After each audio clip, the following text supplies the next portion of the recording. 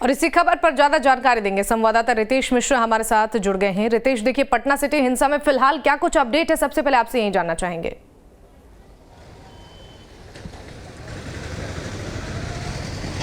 Update ये है कि हत्या मामले में कुल 7 लोगों की गिरफ्तारी हुई है। वहीं उपद्रव के मामले में कुल 20 लोगों की गिरफ्तारी की जो जानकारी है हमें मिल रही है। इसके अलावा देखिए कि इलाके में अभी भी पुलिस बल की तैनाती है और यहाँ पर खुद जो पुलिस के सीनियर ऑफिशियल्स हैं यहाँ पर पहुँचे हुए हैं। रूरल एसपी हैं, हम उनसे बात करने की कोशिश करेंगे। सर, 2 मिनट आपका समय चाहिए। क्या कुछ अपडेट है इस पूरे मामले में? क्या स्थिति अंडर कंट्रोल है? ये सिटी एसपी हैं सैयद इमरान मसूद, हम सीधे इन्हीं से बात करते हैं। अभी तो हम लोग ने कल जो हुआ था घटना, उसके बाद हम लोगों की कार्रवाई हुई। करीब हम लोगों ने 13-14 लोगों को डिटेन किया, अरेस्ट किया, जो उपद्रवी थे, जो आगजनी में और पत्थरबाजी में शामिल थे। उसके बाद से जो है यहाँ पे 2 बॉडी का अंतिम संस्कार हो गया है। जो मृत लोग थे 2 का अंतिम संस्कार हो गया है, 1 का आज होना है। और आज हमारा पूरा डिप्लॉयमेंट है यहाँ पे और धीमे धीमे यहाँ पे नॉर्मलसी की तरफ हम लोग बढ़ रहे हैं।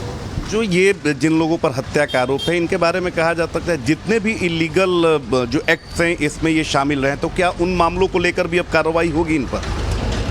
इनका पूरा हिस्ट्री और पूरा जितना भी चीज़ों में इन्वॉल्व रहे हैं वो सब इनका हम लोग जांच कर रहे हैं। और यहाँ पे अभी हम लोगों ने 9 लोगों को अरेस्ट किया है जो मर्डर केस में। 9 लोगों को अरेस्ट करने के बाद और भी जितना भी नामजद है जो इन्वॉल्व है उन सबकी पहचान कराते हुए लगातार रेड चल रही है। जल्द से जल्द ये लोग भी अरेस्ट होंगे और जो इनका पुराना आपराधिक इतिहास है उसको भी हम लोग देख रहे हैं। बहुत बहुत धन्यवाद। तो देखिए हमारे साथ सिटी एसपी थे जिन्होंने साफ तौर पर बताया कि कुल 9 लोगों की गिरफ्तारी हुई है और इलाके में जो स्थिति है वो अंडर कंट्रोल है।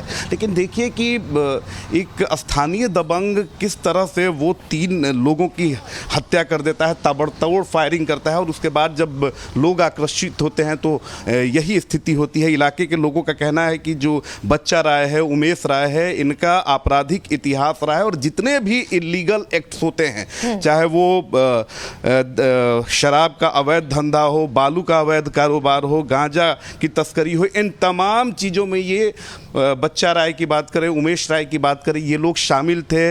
राजनीतिक तौर पर भी इन लोगों को संरक्षण मिला हुआ था और यही कारण था कि ये इलाके में अपनी सरकार चलाते थे। और ख़ास तौर पर जब बच्चा राय की जो पत्नी है मुखिया बनी, उसके बाद इनका जो इलाके में दबदबा है और बढ़ गया। ये किसी को कुछ नहीं समझते थे और हमने जो पीड़ित परिवार है, जिन परिवारों के युवकों की हत्या हुई है, हमने उन लोगों से भी बात की। उनका साफ तौर पे कहना है कि इस परिवार से पुराने समय से विवाद चला आ रहा है क्योंकि ये पूरे इलाके में अपना दबदबा चलाते हैं, अपनी सरकार चलाते हैं और किसी को कुछ नहीं समझते हैं। पार्किंग को लेकर थोड़ा सा विवाद हुआ और अपनी दबंगई दिखाने के लिए इन लोगों ने देखी कि किस तरीके से ताबड़तोड़ फायरिंग की, जिसमें 5 लोगों को गोली लगी, 3 लोगों की मौत हो गई है और कई लोग जो हैं अभी अस्पताल में जिंदगी से जद्दोजहद कर रहे हैं। लेकिन उसके बाद जब भीड़ आक्रोशित हुई, क्योंकि भीड़ के मन में पहले से भी इन लोगों के खिलाफ एक आक्रोश था, क्योंकि इलाके में ये सारे अवैध धंधा किया करते थे, लोगों के साथ मारपीट भी किया करते थे। का परिणाम ये हुआ कि देखिए कि आज जो इसने साम्राज्य बनाया था वो देखिए कि किस तरीके से आग के हवाले कर दिया गया, ध्वस्त हो चुका है पूरा। ये जो इनकी फैमिली जो पूरी है वो फरार हो चुकी है। 7 भाई हैं ये और जहां भी आप देखेंगी शिवानी, वहां पर आपको सिर्फ तबाही और बर्बादी का मंजर ही देखने को मिलेगा। तो बिल्कुल कहा जा सकता है कि कोई कितना भी दबंग हो, कोई कितना भी रसूखदार हो, जब वो गलत काम करेगा तो उसकी परिणति देखिए कि इसी तरीके से होती है कि इनका पूरा जो बसा बसाया साम्राज्य था ये बर्बाद हो चुका है। लेकिन सबसे बड़ी राहत की बात शिवानी यहाँ पर ये है कि कल तक जो स्थिति हमने देखी कि बार बार पुलिस की टीम पर अटैक हो रहा था, कई दफे फायरिंग हमारे सामने हुई, लेकिन आज स्थिति अंडर कंट्रोल है। और सबसे बड़ी बात है कि जो पीड़ित परिवार है, जिनके परिवार के लोगों की हत्या हुई है, वो लोग पुलिस का सहयोग कर रहे हैं और उनकी मांग सिर्फ एक ही है कि जितने भी लोग हत्या में शामिल हैं उन सभी लोगों को फांसी की सजा हो। और ये जो राजनीतिक संरक्षण इनको मिलता है, जो अपना रसूख दिखाते हैं, कहीं ना कहीं केस में इसे वो दिखाने की कोशिश करेंगे, प्रभावित करने की कोशिश करेंगे। लिहाजा उन्होंने न्यूज स्टेट से भी मांग की और हमने आश्वासन दिया कि न्यूज स्टेट उनकी लड़ाई में पल पल उनके साथ रहेगा। जी शिवानी। बिल्कुल रितेश, लेकिन इस मामले में अब राजनीतिक सरगर्मियां भी तेज हो गई हैं। लगातार इस मामले को लेकर राजनीति की जा रही है और विपक्ष को एक मुद्दा मिल गया है। लॉ एंड ऑर्डर को लेकर तो लगातार सरकार को घेरती रही है, लेकिन इस मामले के बाद से अब प्रशासन पर भी सवाल उठने लगे हैं।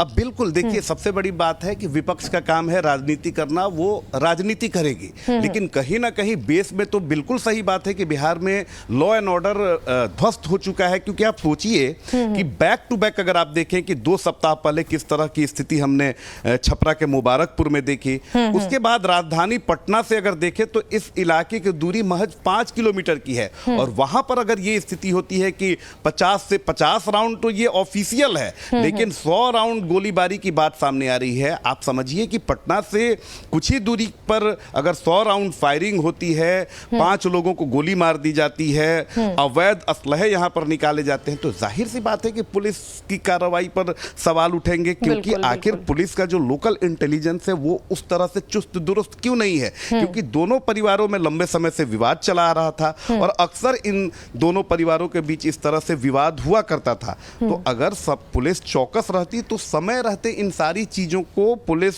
संभाल सकती थी। लेकिन जो पीड़ित परिवार है उसका आरोप है कि जो स्थानीय नदी थाना है उसका शह भी मिलता था इस परिवार को। इसके रसूख को देखते हुए पुलिस भी इस पर कार्रवाई करने से हिचकती थी। और अवैध जितने भी धंधे हैं, मैंने पहले भी बताया कि चाहे वो शराब का धंधा हो, बालू का धंधा हो, अवैध फैक्ट्रियों का संचालन हो, इन तमाम चीजों में ये जो पूरा बच्चा राय का परिवार है, उमेश राय का परिवार है, ये संलिप्त था। और इसको लेकर इलाके में इन लोगों के खिलाफ शुरू से ही आक्रोश था। और देखिए कि जब इस तरह की हरकत इन्होंने की, जहां पर बिना डरे बिना रुके इन्होंने ताबड़तोड़ फायरिंग की, सैकड़ों राउंड फायरिंग की, और जिसमें 3 लोगों की मौत हो गई है, तो जाहिर सी बात है कि इस तरह का नज़ारा देखने को मिलेगा। देखिए कि ये कल तक एक जीता जागता महल था इस जो हत्याकांड के जो आरोपी हैं, लेकिन किस तरह से ये बर्बाद हो चुका है, ये बताने के लिए काफ़ी है कि अगर आप ये सोचते हैं कि आप रसूखदार हैं और बच जाएंगे तो ये आपकी भूल है। अब देखिए कि इस मामले में 9 लोगों को गिरफ्तार किया गया, और जितने भी हत्याकांड के आरोपी हैं उनकी गिरफ्तारी के लिए पुलिस छापेमारी कर रही है और सभी को गिरफ्तार करेगी। लेकिन इलाके में लोगों का कहना है कि इन्हें राजनीतिक तौर पर भी संरक्षण मिला हुआ था, इन्होंने चुनाव भी लड़ा हुआ था, और इलाके में इनका दबदबा इतना था कि इनके खौफ से कोई बोलता नहीं था, डर इतना ज़्यादा था कि कोई नहीं बोलता था। देखिए कि ये घर भी हम दिखाना चाहेंगे, ये जो आरोपी हैं ये उनका आवास है, इसमें ITI कॉलेज भी चलाया जाता था। यहाँ पर देखिए कि आक्रोशित लोगों ने किस तरह से यहाँ पर हंगामा बरपाया।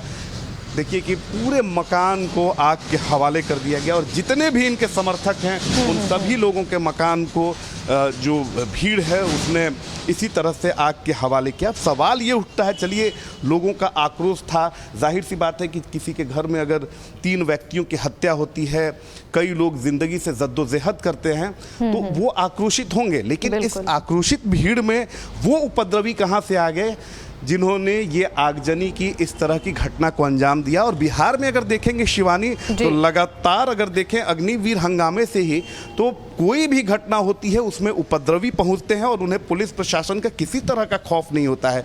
जाहिर सी बात है कि पुलिस की कार्रवाई, पुलिस का जो एक खौफ होता है वो यहाँ के अपराधियों में नहीं है, वो यहाँ के उपद्रवियों में नहीं है। और यही कारण है कि आए दिन बिहार में पुलिस की टीम पर हमला होती है। कल हमारे सामने कई बार जो उपद्रवी हैं उन्होंने पुलिस पर फायरिंग की। पुलिस को सोचिए कि बिहार की राजधानी से महज 5 किलोमीटर की दूरी पर ये स्थित ये जो इलाका है वो स्थित है, और वहाँ पर पुलिस को, SDPO को, अधिकारियों को उल्टे पांव भागना पड़ा। सारे लोग पैदल भाग रहे थे, फायर ब्रिगेड की गाड़ियों को लेकर भागा जा रहा था। तो आप समझिए कि यहाँ पर अपराधी कितने बेखौफ हो चुके हैं। देखिए कि ये एक गाय है, ये पिछले 2-3 दिनों से ऐसी ही भूखी प्यासी है, ये बच्चा राय की गाय है, और देखिए कि ये इस घर में कोई मौजूद नहीं है, इस परिवार में कोई मौजूद नहीं है, और ये गाय ऐसे ही लावारिस पड़ी हुई है। आगे भी तबाही का मंजर हम आपको दिखा रहे हैं कि जितने भी इनके समर्थक थे, बच्चा राय, उमेश राय, ये 7 भाई हैं और राजनीतिक रसूख भी रखते थे, इन सभी के समर्थकों के घर में उत्पात किया गया,